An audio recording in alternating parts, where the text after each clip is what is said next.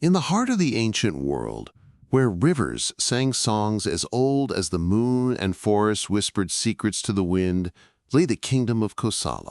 And at the heart of Kosala, like a jewel in a golden crown, was its capital, the city of Ayodhya. Ayodhya was not merely built of stone and wood, it was woven from light, harmony, and the collective joy of its people. Its towers, white and gleaming, seemed to tickle the underbelly of the clouds. Its broad avenues were swept clean by gentle breezes that carried the scent of jasmine from the palace gardens and sandalwood from the temples. The river Sarayu, a ribbon of liquid silver, flowed beside the city, its waters so pure and sweet that they were said to wash away not just the dust of the day, but the weariness of the soul. Ruling over this blessed city was the noble King Dasharatha, a man whose righteousness was as unshakable as the Himalayas, and whose love for his people was as vast as the sky. He was a descendant of the great Sun dynasty, and the light of his ancestors shone brightly in his eyes. Yet, for all his wealth, power, and the devotion of his subjects, a quiet sorrow rested in his heart. For many years, he and his three beloved queens, Kausalya, Kaikeyi, and Sumitra, were without a child to carry on their legacy. After long years of prayer and a great fire ceremony performed by the wisest sages, the heavens answered. A divine being emerged from the sacred flames, bearing a vessel of celestial nectar. The king, with a heart overflowing with gratitude, shared this divine gift among his queens. And in time, the palace, which had been filled with a respectful quiet, echoed with the joyous cries of not one, but 4 newborn princes. Queen Kausalya gave birth to the eldest, Rama. From the moment he opened his eyes, it was clear he was no ordinary child. His skin had the soft, deep hue of a blue lotus in moonlight, and his eyes held the calm wisdom of ancient stars. He was an incarnation of Vishnu, the preserver of the cosmos, born on earth to walk the path of dharma, of righteousness, and to restore balance to the world. Queen Kaikeyi, the king's favorite, gave birth to Bharata, a soul of immense devotion and integrity. And Queen Sumitra was blessed with twins, the fiery and fiercely loyal Lakshmana and the quiet and gentle Shatrughna. The 4 brothers grew up bathed in love, not just from their parents but from each other. They were 4 bodies with a single heart. Bharata and Shatrughna were inseparable, as were Rama and Lakshmana.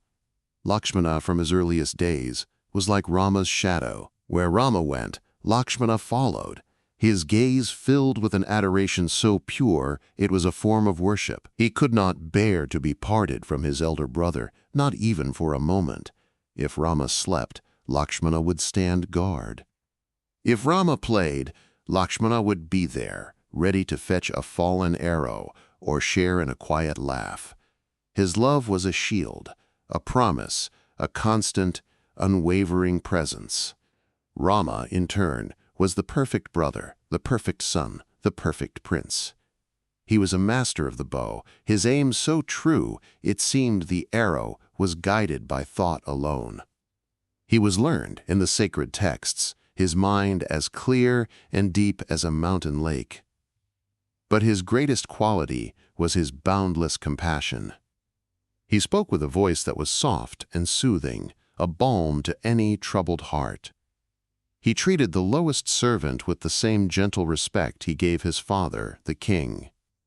In his presence, anger melted away, fear subsided, and a feeling of profound peace settled upon all. The people of Ayodhya adored him.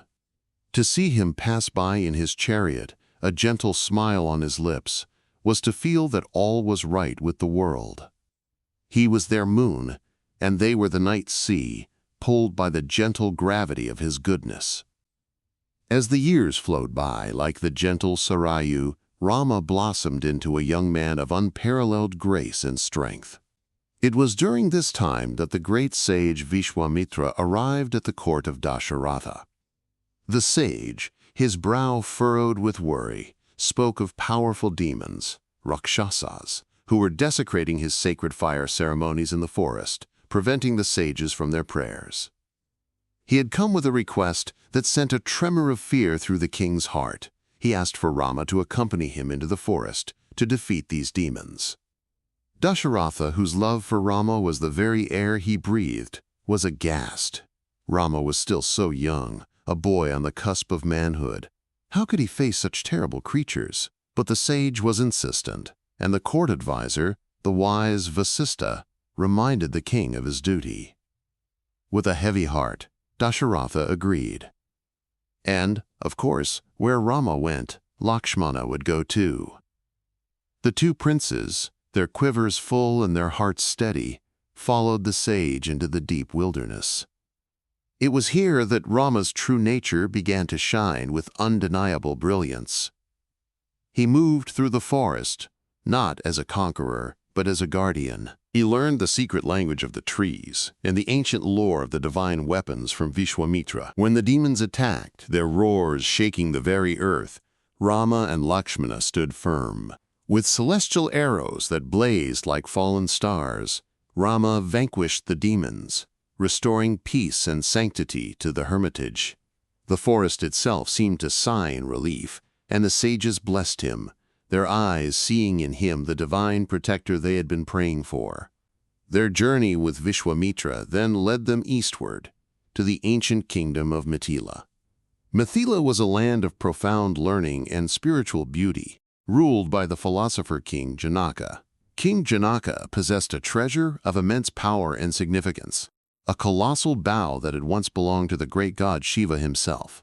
The bow was so heavy that no man, no king, no warrior in living memory had ever been able to lift it, let alone string it. King Janaka also had a daughter who was not born of woman, but had been found as a baby in a furrow of the earth, as he plowed a field for a sacred ritual. He named her Sita, which means furrow gazul. She was an incarnation of the goddess Lakshmi, the consort of Vishnu, born on earth to be with her beloved. Sita was the embodiment of purity, grace, and strength.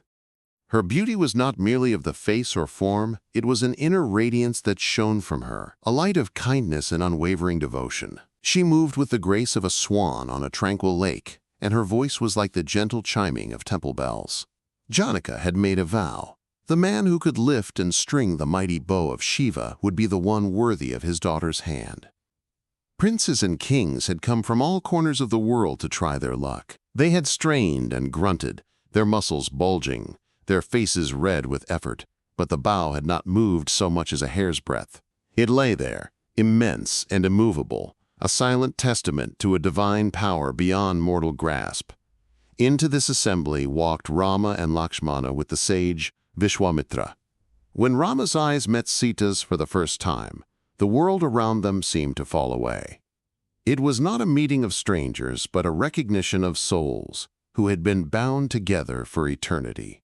A current of pure, unspoken love passed between them, a silent promise that transcended time and space.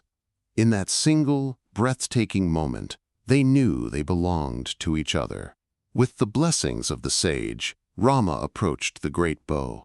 The hall fell into a hush, the assembled kings watching with a mixture of scorn and curiosity.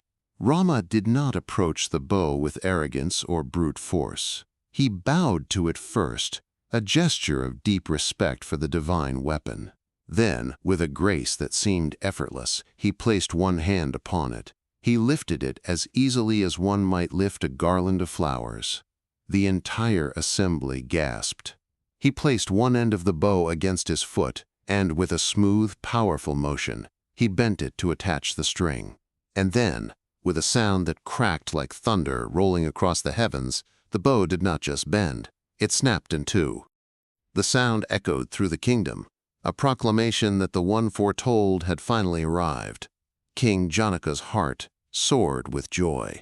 Sita, her eyes shining with tears of happiness, stepped forward and placed a fragrant garland of flowers around Rama's neck.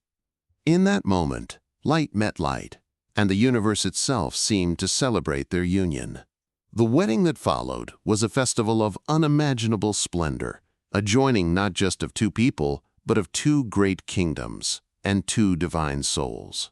After the joyous ceremonies, Rama and Sita, along with Lakshmana and his new bride, Sita's sister Urmila, returned to Ayodhya. The city of Ayodhya welcomed them with a heart full of love. Sita, with her gentle nature and radiant spirit, won the affection of everyone in the palace. Her love for Rama was a quiet, deep river, and his for her was a vast, protective sky.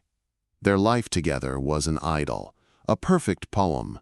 They would walk hand in hand in the royal gardens, where peacocks danced in the misty mornings, and the scent of champak flowers hung heavy in the air. They would sit by the sarayu at dusk, watching the sun paint the water with hues of gold and crimson, speaking of everything and nothing, their hearts in perfect communion. These were golden years, filled with peace, love, and the gentle rhythm of a life lived in perfect harmony. Rama was the ideal husband, and Sita the ideal wife. Their love was the bedrock upon which the future of Ayodhya was to be built. And so, as King Dasharatha grew older, his hair silvered by the passing years, his heart yearned to see his beloved Rama crowned as king. He knew Rama was ready. The people longed for it. The time was right. He made the grand announcement in his court, and a wave of jubilation swept through Ayodhya. The city began to prepare for the coronation. Banners of silk were hung from every window, intricate patterns of colored rice were drawn before every doorway, and the air buzzed with happy anticipation. It was to be the dawn of a new golden age, the beginning of Ram Rajya, the reign of righteousness. But in the shadowed corners of the palace, a different story was being woven, a story of jealousy and fear. Manthara, the old hunchbacked maidservant of Queen Kaikeyi, watched the preparations with a sour heart. For years, she had nurtured Kaikeyi, and her love for the queen was possessive and twisted. She saw Rama's coronation as a threat to Kaikeyi's status and the future of her son Bharata. She began to whisper poison into the queen's ear, drip by drip, like a slow but deadly venom. She reminded Kaikeyi of a time long ago when the queen had saved King Dasharatha's life on the battlefield. In his gratitude, the king had granted her two boons, two wishes she could ask for at any time. Manthara urged her to use them now. "Ask for your son Bharata to be crowned king," she hissed, "and for Rama to be exiled to the forest for 14 years. By the time he returns, Bharata's rule will be secure." At first, Kaikeyi was horrified. She loved Rama as her own son, but Manthara's words were insidious, playing on her deepest fears and insecurities. The poison took root. The love in her heart was choked by a sudden fierce ambition for her son. Her mind clouded, her judgment warped, she went to the king. That night, in a chamber filled with flickering lamps that cast long, dancing shadows, Kaikeyi made her demands. When King Dasharatha heard her words, his world shattered. The joy drained from his face, replaced by a look of utter disbelief and horror. He begged her, pleaded with her, offered her anything else, his kingdom, his life, but not this. To send Rama, the light of his life, into the harsh wilderness? The thought was a physical blow, and the old king collapsed, his heart breaking. But Kaikeyi, her face a mask of cold resolve, was unmovable. A king of the Sun dynasty could never go back on his word. The boons had been granted, and they must be honored. When Rama was summoned the next morning, he found his father prostrate with grief, unable to speak. It was Kaikeyi who delivered the cruel news. Rama listened, his face serene, his composure perfect. There was no trace of anger, no hint of resentment in his eyes. He simply bowed his head in acceptance. To him his father's word was sacred. His duty, his dharma, was to honor it, no matter the personal cost. "I will gladly go to the forest," he said, his voice calm and steady. "My only sorrow is to see my father in such pain. Please comfort him, and know that I hold no ill will. Bharata is my beloved brother, and I would be happy to see him on the throne." His acceptance was so complete, so peaceful, that it was almost heartbreaking. He went to his mother, Kausalya. and gently broke the news. Her cry of anguish was a sound of pure sorrow, but Rama comforted her with words of wisdom, reminding her of her duty to stay and care for the grieving king.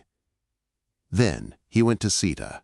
He found her in their chambers, radiant and happy, preparing for the coronation. He looked at her, his heart filled with a love so immense it was painful. He explained what had happened, gently suggesting that she should remain in Ayodhya, safe in the palace, cared for by all. But Sita's spirit was as strong as it was gentle. She looked at him, her eyes flashing with a loving fire. "A wife's place is with her husband," she declared, her voice firm. "The palace without you would be a wilderness to me, and the wilderness with you will be my Ayodhya. My feet will walk the path you walk. I will share your joys and your sorrows. Do not ask me to stay behind. It is a request my heart cannot grant." As they spoke, Lakshmana burst into the room, his face a storm of fury. He heard the news and was ready to fight the entire world for Rama. He offered to imprison the old king, to defeat anyone who stood in their way, to secure the throne for Rama by force. Rama placed a calming hand on his brother's shoulder. "No, my dear Lakshmana," he said softly. "That is not the path of dharma. Violence and rebellion would only stain the throne I am meant to protect. Our duty is to honor our father's promise. That is the righteous path." Lakshmana's anger subsided, replaced by a look of fierce, unwavering resolve. "Then if you must go, I will go with you," he said, his voice thick with emotion. "I cannot live in Ayodhya without you. I will walk ahead of you to clear the path. I will stand guard while you and Sita rest. I will serve you both in the forest. That is my dharma."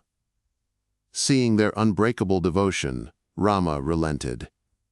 And so the three of them prepared for exile. They shed their royal silks and jewels and dressed in the simple, humble garments of hermits made from the bark of trees. Their departure was a moment of profound sorrow for Ayodhya. The entire city wept. The people followed their chariot, crying out Rama's name, begging him not to leave. The dust from the streets rose to mix with their tears. Rama, Sita, and Lakshmana looked back at their beloved city one last time, their hearts heavy but their purpose clear. As they crossed the Sarayu River, the grieving king Dasharatha, his heart finally broken by the loss of his son, breathed his last. Ayodhya, the city of light, was plunged into a darkness of grief. The forest welcomed them with a deep, rustling sigh. For Rama, Sita, and Lakshmana, this was not a punishment, but a profound shift in existence. The rigid schedules and opulent comforts of the palace were replaced by the simple, organic rhythms of the natural world. Their exile became a long, peaceful spiritual retreat.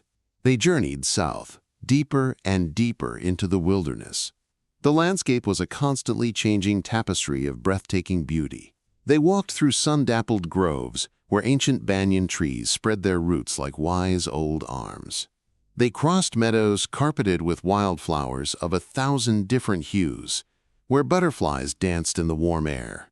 They bathed in rivers whose waters ran so clear you could count the smooth, colored pebbles on the riverbed. They climbed hills from which they could see the world stretch out below them, a patchwork of green and gold under an endless blue sky. Their first home was a simple, beautiful hermitage they built with their own hands on the hill of Chitrakoot, near the banks of the Mandakini River. Lakshmana, with his tireless energy, constructed a sturdy yet graceful hut from wood, bamboo, and leaves. Sita created a small garden, planting herbs and flowers, making their humble dwelling a place of beauty and fragrance. Their days fell into a gentle, meditative routine. At dawn, they would rise and bathe in the cool, sacred river, offering their prayers to the rising sun. Rama and Lakshmana would venture into the forest to gather wild fruits, roots, and berries, nature's pure and simple bounty. Sita would tend to their home, her presence filling it with a serene grace. They would spend long hours in quiet contemplation, listening to the symphony of the forest, the call of the cuckoo, the chatter of monkeys, the whisper of the wind through the leaves, the gentle gurgle of the river. In the evenings, They would sit together by a small, crackling fire. Rama would share stories and wisdom from the ancient scriptures, his voice a low, soothing melody against the backdrop of the chirping crickets. They spoke not of what they had lost, but of the beauty that surrounded them, of the deep peace they found in this simple life. Their love, already profound, deepened even further in the quiet intimacy of the forest. Away from the distractions of the court, their connection became the very center of their universe. Sita would gaze at Rama, her heart overflowing with devotion, seeing in his calm face the reflection of all that was good and true in the world. Rama would look at Sita, and in her radiant smile, he saw the beauty of creation itself. Lakshmana, ever watchful, ever loyal, found his fulfillment in their service, his happiness a direct reflection of theirs. One day, the tranquility of their retreat was disturbed by the sound of an approaching army. It was Bharata. He had been away when the exile was decreed, and had returned to Ayodhya to find his father dead and his beloved brother gone. Consumed by grief and shame at his mother's actions, he had refused the throne. He had journeyed to the forest with a great entourage, not to claim the kingdom, but to beg Rama to return and take his rightful place as king. The reunion of the brothers was deeply emotional. Bharata fell at Rama's feet, his tears washing the dust from his brother's sandals. "Ayodhya is dark without you," he cried. "The throne is empty. I cannot rule. It is your kingdom. Please, come back."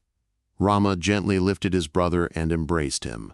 He looked at Bharata with immense love and compassion.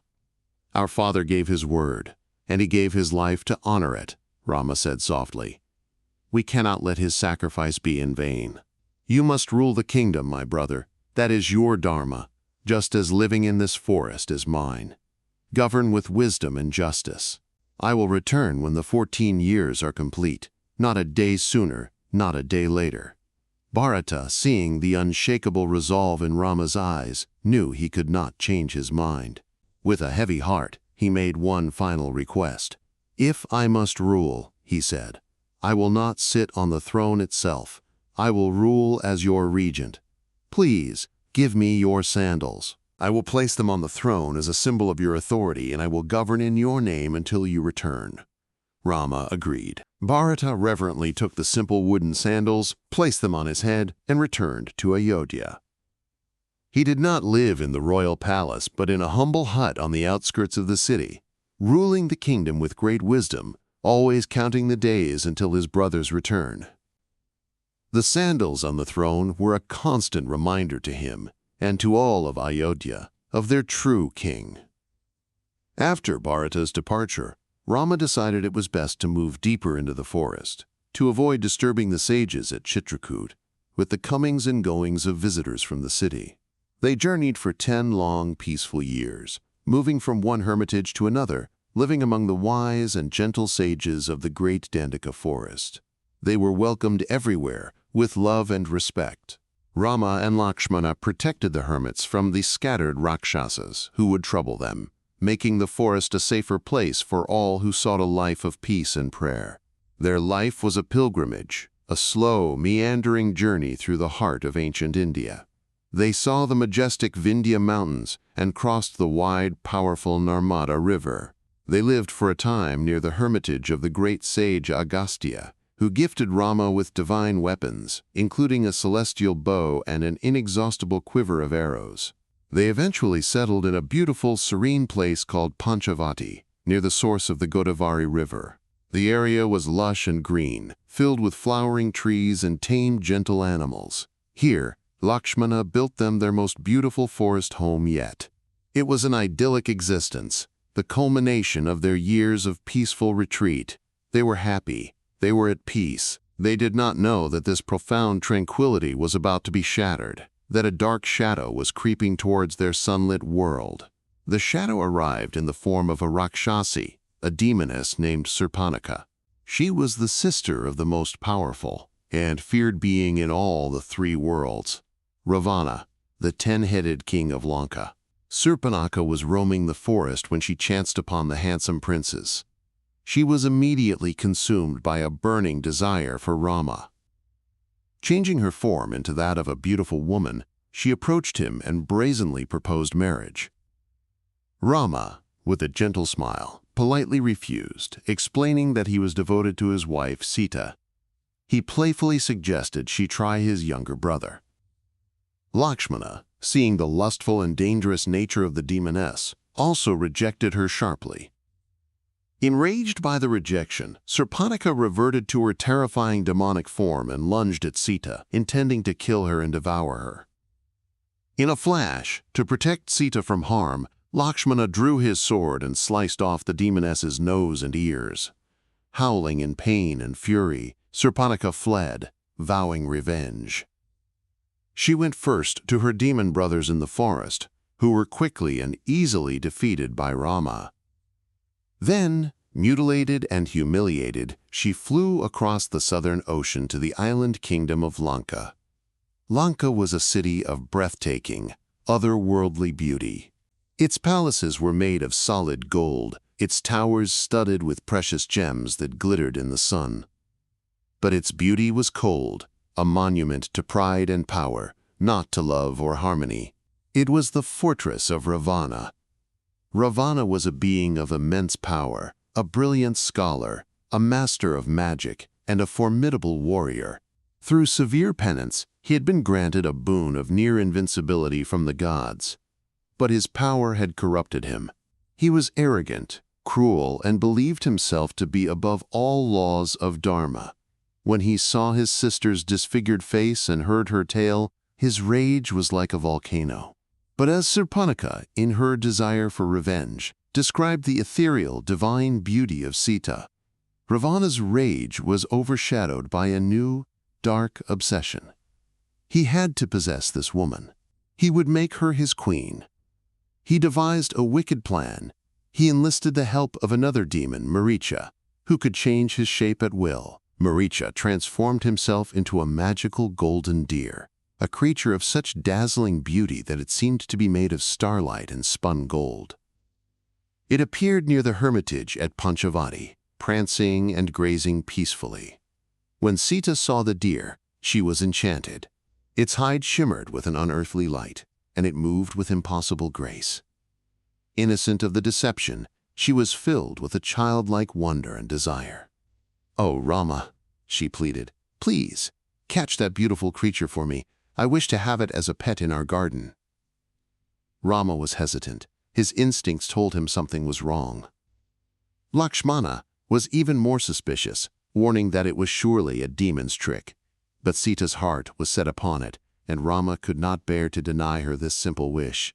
He told Lakshmana to stay and guard Sita under all circumstances, and then he set off in pursuit of the deer. The golden deer led him deep into the forest, always staying just out of his reach. Finally, realizing it was a trick, Rama fired a single, unerring arrow. As the arrow struck, the demon Maricha revealed his true form. And as he lay dying, he used his last breath to cry out in a perfect imitation of Rama's voice, "Oh, Sita! Oh, Lakshmana! Help me!" The cry carried through the forest back to the hermitage.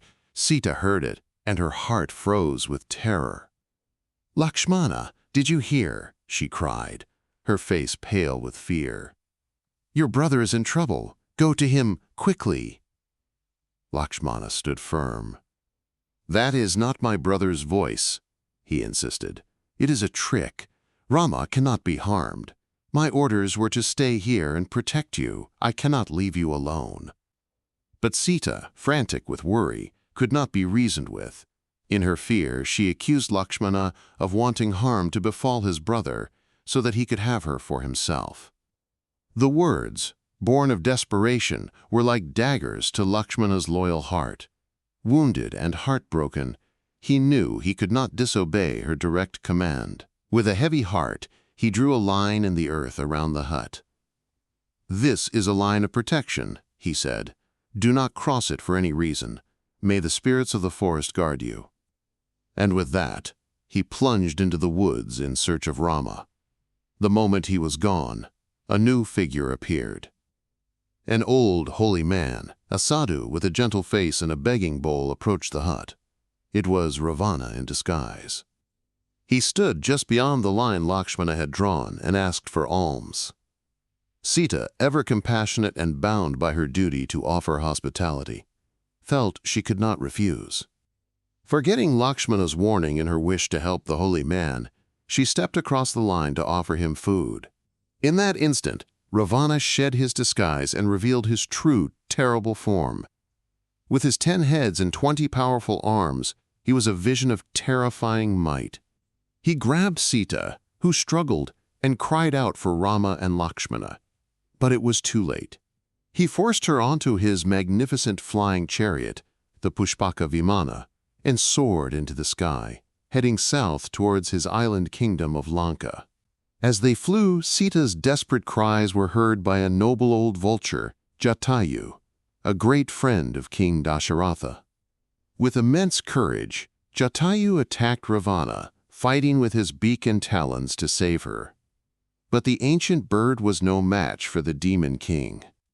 Ravana cruelly sliced off his wings with his sword, and Jatayu fell, mortally wounded, to the forest floor below. Sita, in a moment of foresight, dropped her jewelry as they flew, hoping the trail would guide Rama to her. Soon, the forests and mountains of the mainland gave way to the vast, endless blue of the ocean, and she was taken to the impenetrable fortress of Lanka, a prisoner in a golden cage.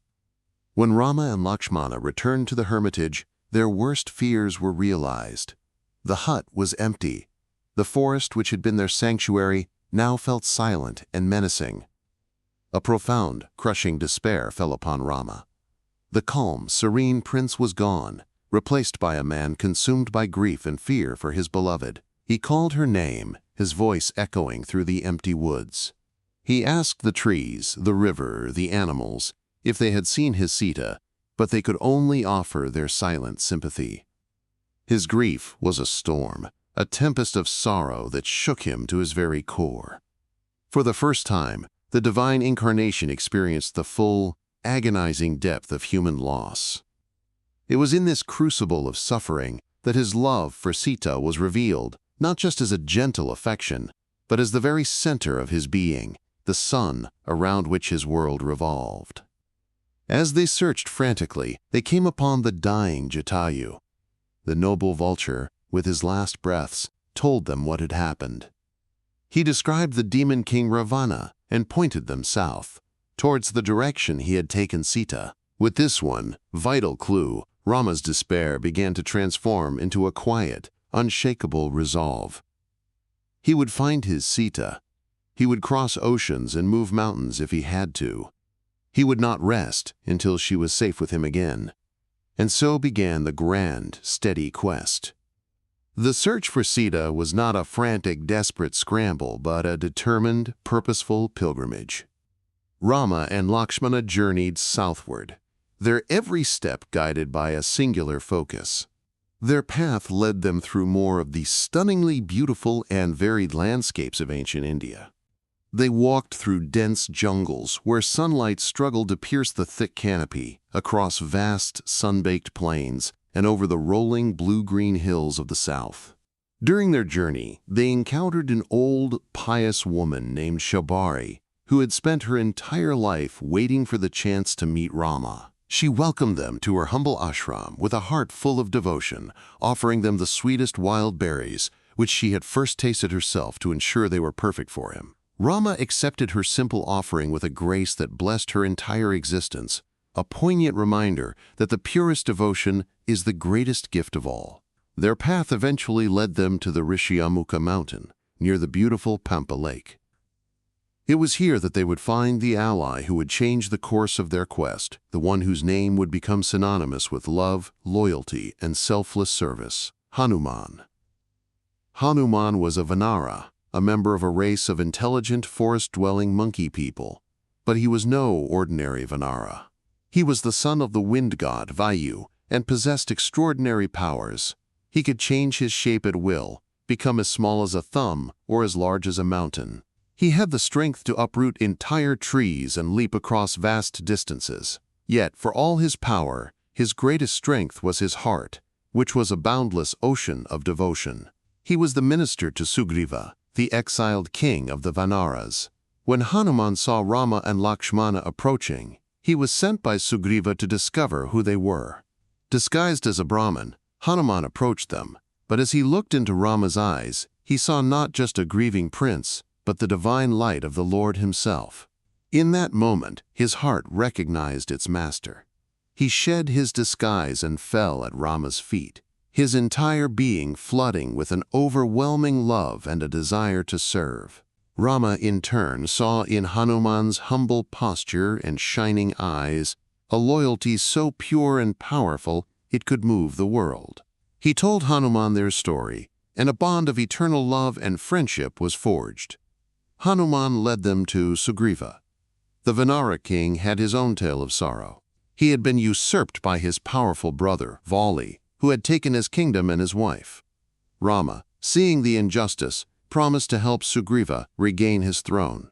In a mighty battle, Rama helped Sugriva defeat Vali, and Sugriva, filled with gratitude, was crowned king of Kishkinda once more.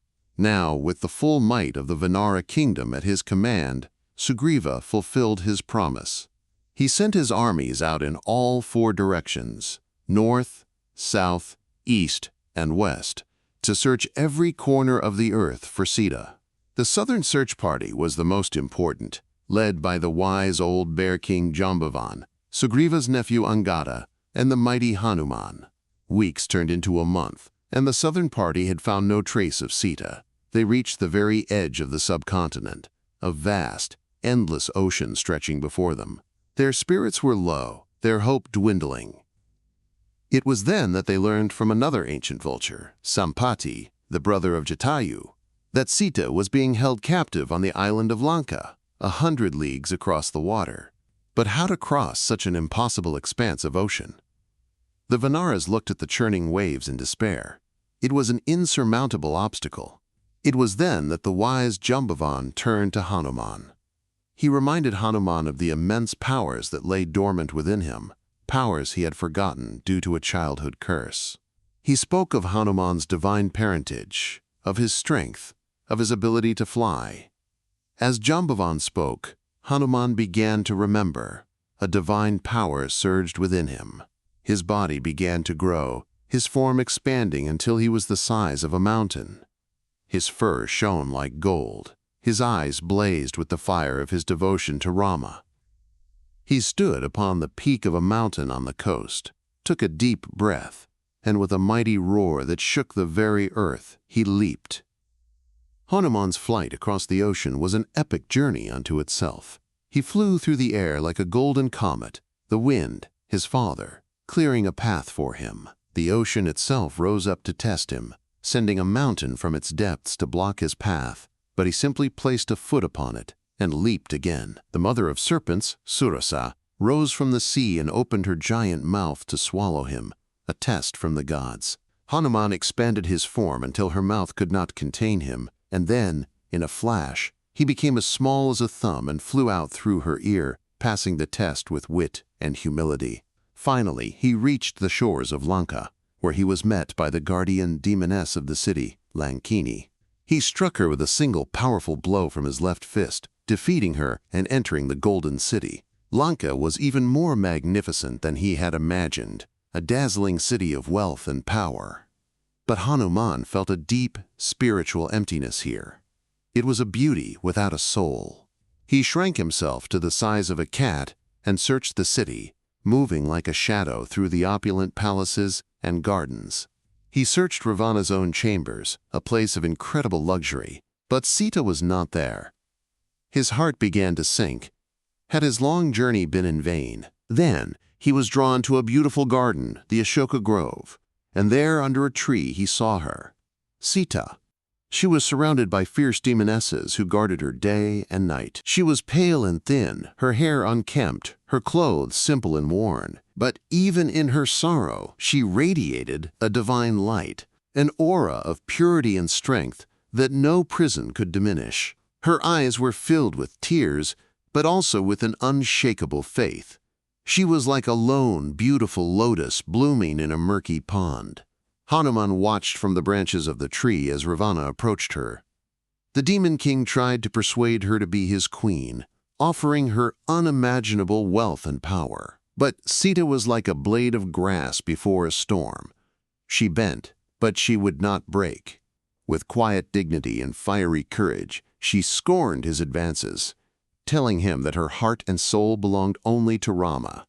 After Ravana left in a rage, Hanuman waited for the right moment.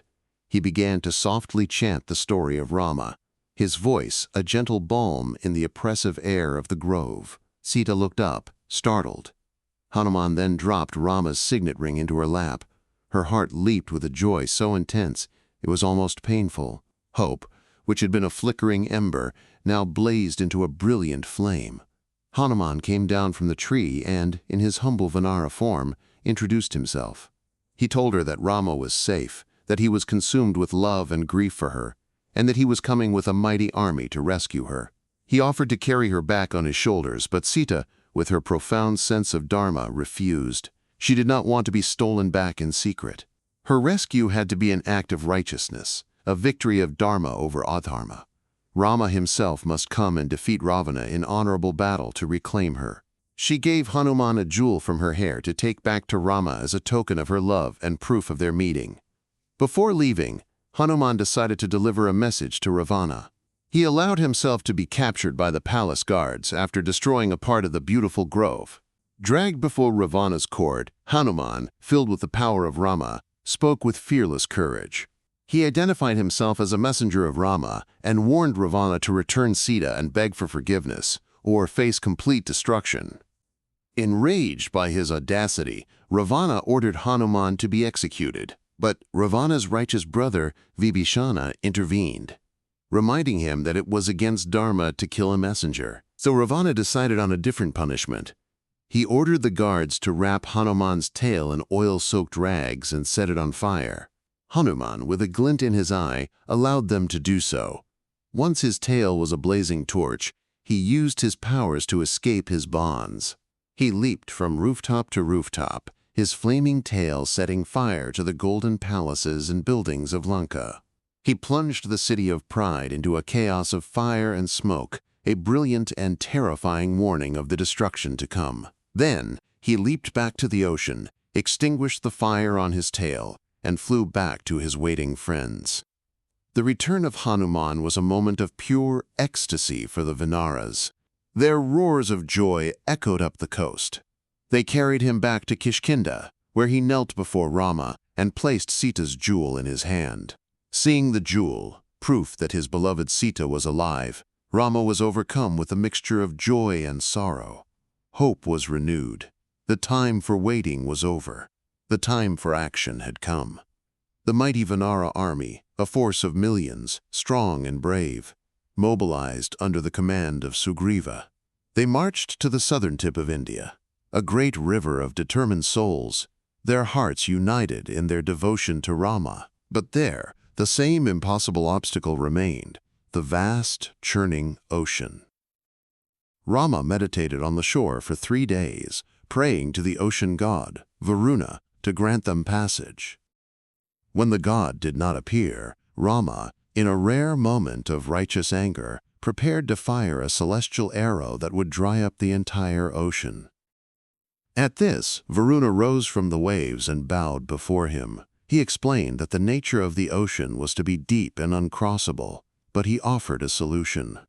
In Rama's army were 2 brilliant Vanara engineers, Nala and Nila, who had a divine gift. Any stone they touched would become weightless and float on water. And so began one of the most miraculous feats of engineering the world has ever known.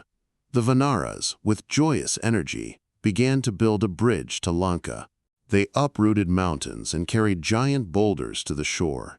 Nala and Nila directed the construction, and every Vanara, down to the smallest, helped. Even the tiny squirrels, in their devotion, would roll in the sand and then shake the grains off between the stones, helping to fill the gaps. Rama, seeing their humble effort, gently stroked one of the squirrels, leaving the 3 stripes that can still be seen on their backs today. In 5 days, a magnificent bridge, the Rama Setu, stretched across the ocean, a testament to what can be achieved through collective faith and unwavering devotion. The army crossed over to the shores of Lanka, and the final confrontation between the forces of light and darkness was about to begin. The war that followed was not merely a clash of armies. It was a cosmic battle for the soul of the world, a struggle to restore balance and righteousness. Ravana, in his arrogance, underestimated the power of the Vanara army, which fought not for wealth or land, but for love and dharma. The battles were fierce and filled with moments of incredible heroism and profound sacrifice. The mighty demon Kumbhakarna, Ravana's giant brother, was awakened from his long slumber. A tragic figure, bound by loyalty to his wicked brother, he wreaked havoc on the Vanara army before being slain by Rama. Ravana's brilliant son, Indrajit, a master of sorcery and illusion, proved to be a deadly foe. He grievously wounded Lakshmana with a powerful celestial weapon, and he fell unconscious, near death. A wave of despair washed over the army. The Vanara physician declared that the only cure was a special life-giving herb, the Sanjivani, which grew on a specific mountain in the Himalayas, thousands of miles away. In this darkest hour, Hanuman's devotion shone its brightest. He took a mighty leap and flew across the entire subcontinent in a single night. When he reached the mountain, he could not identify the specific herb. So, without a moment's hesitation, he used his immense strength to uproot the entire mountain and carry it back to Lanka just as the sun was rising. The herb was administered, and Lakshmana was miraculously healed. Finally, the time came for the ultimate duel. Rama and Ravana faced each other on the battlefield. It was a confrontation of two opposing forces of the universe. Ravana, in his magnificent golden chariot, bristling with weapons, his 10 heads roaring with rage and defiance. And Rama, standing humbly on the ground, his face a picture of calm, divine focus. Their battle was a spectacle of celestial power. Divine arrows met and neutralized each other in mid-air with flashes of brilliant light. The sky itself seemed to tremble with the force of their combat. Ravana fought with fury and desperation, but Rama fought with precision and righteousness. For every head of Ravana that Rama's arrows sliced off, a new one would grow back, a symbol of his undying ego.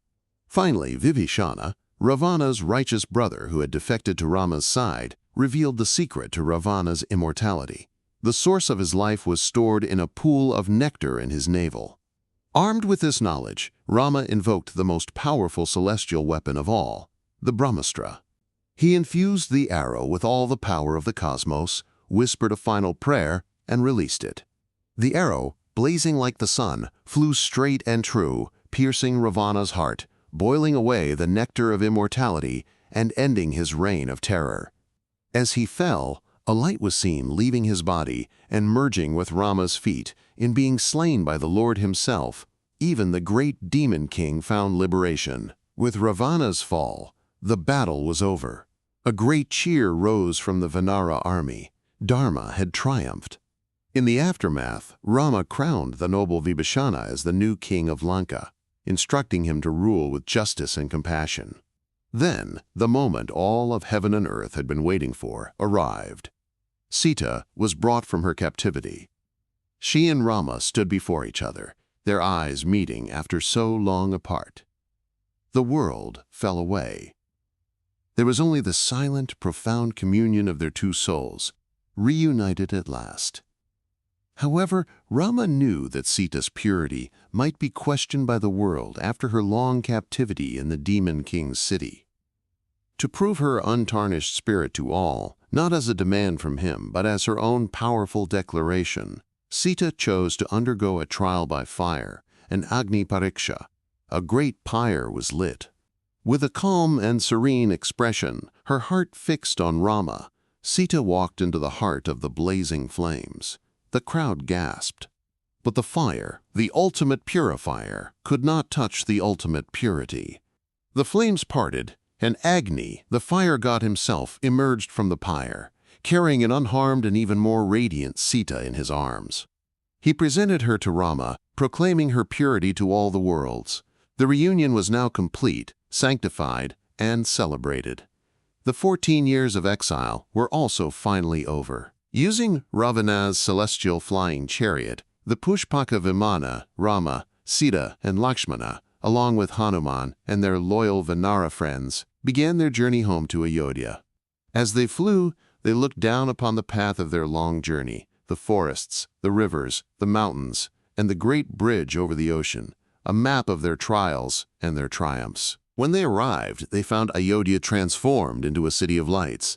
Every house, every street, every temple was decorated with thousands of tiny oil lamps, their gentle flames dancing in the twilight, a joyous welcome for their returning king. This festival of lights, known as Diwali, would be celebrated for all time as a symbol of the victory of light over darkness, good over evil. The reunion with Bharata and Shatrughna was one of overwhelming joy. Bharata returned the kingdom to Rama, his heart finally at peace. The coronation that followed was the grandest celebration the world had ever seen. Rama was crowned king of Ayodhya, and with Sita by his side, he began his long and glorious reign. And so began Ram Raja, an age of perfect peace, prosperity, and justice. In Rama's kingdom, there was no sorrow, no poverty, no fear. The rains came on time, the harvests were always plentiful, and the people lived in perfect harmony. Rama ruled not as a king demanding obedience, but as a father caring for his children, his heart filled with a boundless love for all beings. The epic story of their lives, of idyllic love, of peaceful exile, of unwavering devotion and the steady quest for truth, became a guiding light for humanity. It was a story that whispered through the ages, a story to be told as the stars began to appear in the soft, dark velvet of the night sky. A story of how, even after the longest and darkest of nights, the light of love will always, always return, bringing with it a new and glorious dawn. And as the story ends, a deep, serene peace settles over the world, a peace as profound and as gentle as a sleeping child's breath.